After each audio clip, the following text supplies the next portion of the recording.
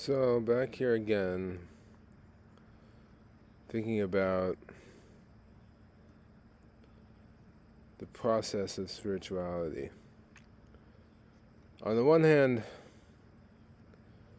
from a Buddhist point of view, spirituality is about looking inward and finding an answer.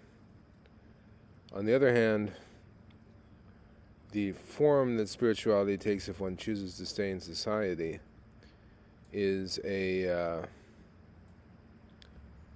essentially, well, it depends on one's circumstances, of course, but it may be said to be some sort of battle for one's freedom, you might say. And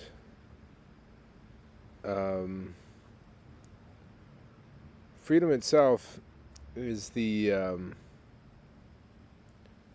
expression of spirit. Spirit is the expression of freedom in the sense that it is it does not depend on necessarily the body or anything like that. It is a rather divine, you might say, expression of one's being. Beyond that is the ground of being, which gives rise to spirit itself, or all spirit, spirits, all spirits, whatever you want to say. Freedom is what results from the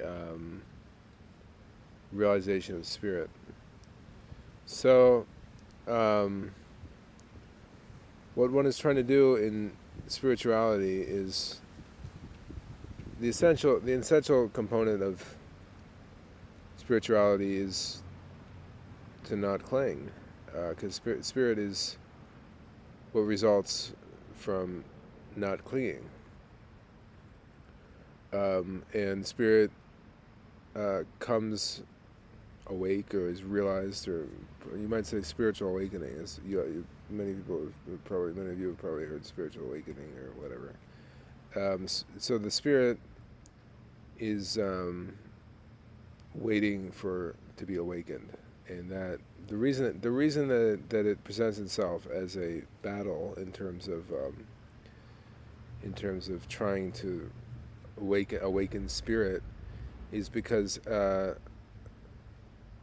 for whatever reason, once you've awakened spirit, you want everybody else's spirit to awaken. But before you do that, you can be very stingy and jealous and so forth when it comes to spirit, because what you're essentially doing is you're in a sense privileging your spirit over others. And this is it sounds really negative, but it's not really, because it's a necessary condition for awakening your spirit is to privilege your spiritual awakening. It sounds kind of funny. Your spiritual awakening over other spiritual awakening. But then you realize perhaps that everybody's doing that. It's like, essentially the dormant spirit, or the unawakened spirit, is like a prison guard, and the awakened spirit is like a freed prisoner. And the reason that so once your spirit awakens, you're kind of like, oh, wouldn't it be great if everybody's spirit is awakened? But before your spirit awakens, it is involved in this kind of rather